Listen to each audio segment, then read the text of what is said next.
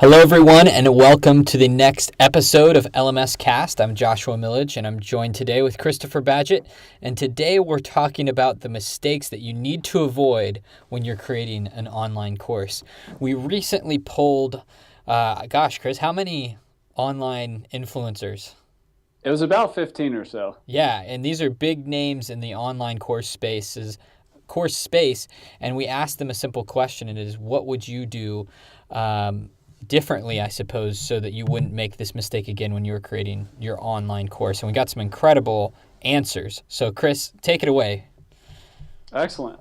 Well, we interviewed kind of a cross section of people. Some people are like famous podcasters, some people are more writers, some people are more in the development community, like Chris Coyer, WordPress and CSS kind of development. And when it comes down to e-learning, entrepreneurship, or building a WordPress powered learning management system, you have to wear several hats. You're kind of wearing the entrepreneur hat, the development hat, the marketer hat, and you kind of, depending upon who you're talking to, the mistakes are going to be different. So we wanted to get a broad cross section across all those people. And what's interesting is what came back was a lot of similar responses.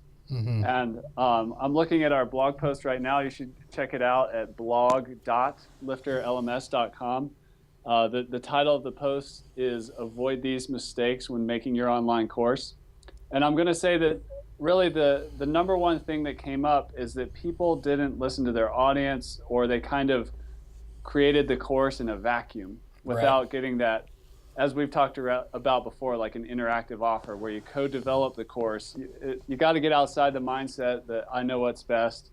I'm just going to do it, and then when I'm ready, I'm going to sell it, and hordes of people are going to show up and buy my online course. That was probably the number one mistake that we got from the interviewees, is to avoid not engaging your audience, especially in the early stages of conceptualizing and creating your online course.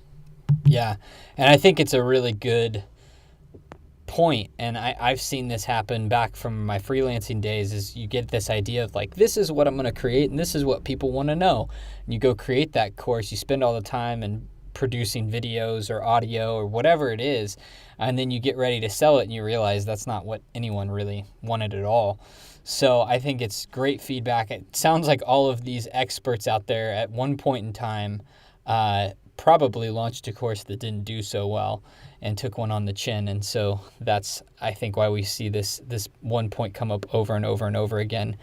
Absolutely. And I'd like to throw a hat tip to John Lee Dumas. He hosts a podcast over at Entrepreneur on Fire.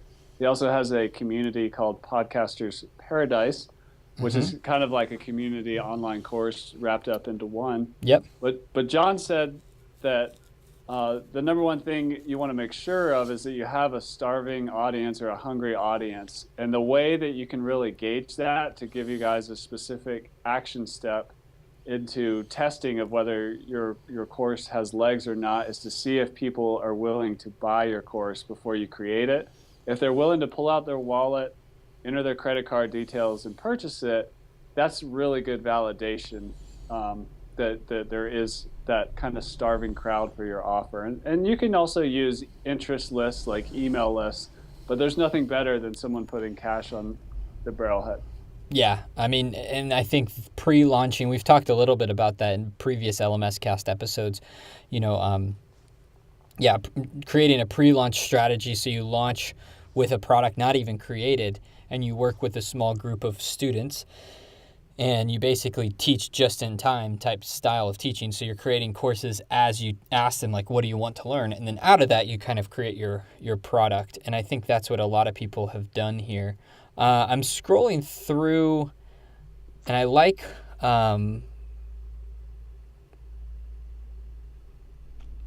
this one. The biggest mistake is to create something you think your audience needs instead of creating something you know they need. That's just a different way of wording what we've already said, but Scott Dinsmore said that, and I really like the way he phrases that, because I don't think we spend the time to really know. And then James Shramko says, the most common mistake when creating online courses is focusing too much on stuff and not enough on the customer getting results. Now, don't get me started on that one. that one comes into kind of what we talk about, the difference between a learning management system where you're really focused on the student versus just making the sale into a membership or getting people through a paywall and that sort of thing. Not that all membership site creators are like that, but I really love how succinctly you should check out James's exact quote at blog.lifterlms.com. But he said that just basically that it's all about getting results for your customers. So if you're not getting those results, you may get the sale, but if you don't also get the results, Right. that's kind of the canary in the coal mine. You might have some trouble on your hands. Right. Absolutely. Absolutely. Chris, what do you think the number one thing is? I mean, outside of what we've already talked about, because you've created a lot of different courses and niches that are not online business related at all. And I'm curious what you think the biggest thing is.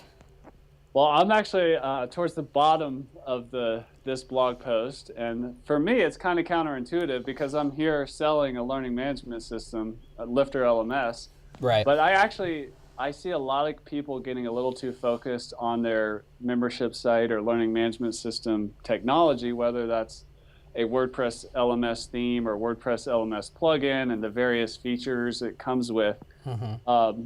That it's important to not get too sidetracked into the technology. And really, I would agree right there with James Schramko about the results, and just to make sure your course solves real problems for a specific group of people.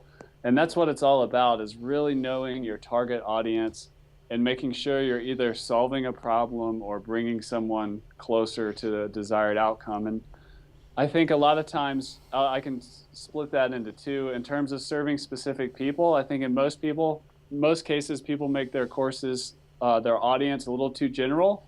I think people probably need to go like one step down, tighten up the niche a little bit more, even if it's uncomfortable. Not just like dog training videos, but dog training videos for, huskies or for Rottweilers, whatever it is. Like, take it at one level down. The internet's a big place. The world's a big place. There's a lot of like dog owners out there that are passionate about their specific breed. And if you say, this is for people with this kind of dog versus this is for people with dogs, you can create a much deeper connection. And your course material is also going to be a little different. Different dog breeds are different. In terms of solving real problems or helping people get desired outcomes, that one is super critical. And I think I heard there's a great online marketer and business education guy named Eben Pagan who said that don't sell suggestions, sell solutions, which is a really simple statement. But at the end of the day, like, you want to actually sell something that changes something that is like almost impossible for your course student to ignore. Not just give good ideas like, hey, you should do this. Like, Right. You want to sell a blueprint and a solution to get them where they need to go. Right. Absolutely. Absolutely. And I think that's the thing, that the question that arises out of that is, how do you find that blueprint? And I think that's what my number one thing would be, is if you already have a group, even if it's a list of 100 to 150 people, doing somewhat of a pre-launch scheduling type of system, or doing a pre-launch to gather feedback before you create the product is huge. And I think it's really a important step to create a product that actually fixes problems, is that you're not guessing, for a fact, that it fixed their problems. So that would be my point of feedback there. And something that I would push people to do is sell, and just be honest about what you're doing. Say, hey, I wanted to make a product on XYZ topic, and I want to talk to 5 highly engaged people. I think if you do more than 5, you get overwhelmed from perspective. But I want to talk to 5 people. I'm going to coach them over the next month, and then through that, you create your material for your ongoing course. Done that in the past, and it works like Novocaine every single time. So, cool, man. Well, do you have any final thoughts for those people who are listening, who are ready to create a course and want to avoid some mistakes? Sure. I would just key in and piggyback on what you were saying about just being honest.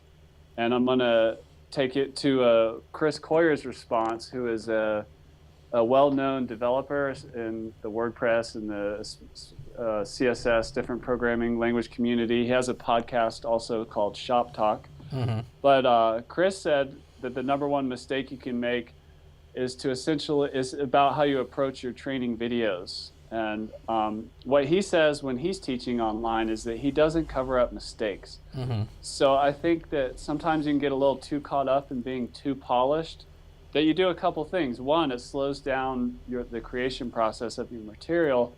And the other is you kind of come off as like overly cinematic or perfect.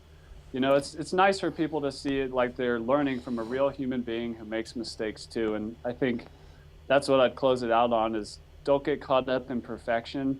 And it may actually help you to just come across as a normal human being that makes mistakes too. Right on. I love that. Awesome. Well, Chris, this has been a jam-packed episode. I hope everyone who's listening goes over and checks out our blog post. We spent literally weeks on that piece of content, and I think it's so valuable. But yeah, thank you all for listening, and until next week, we'll talk to you then.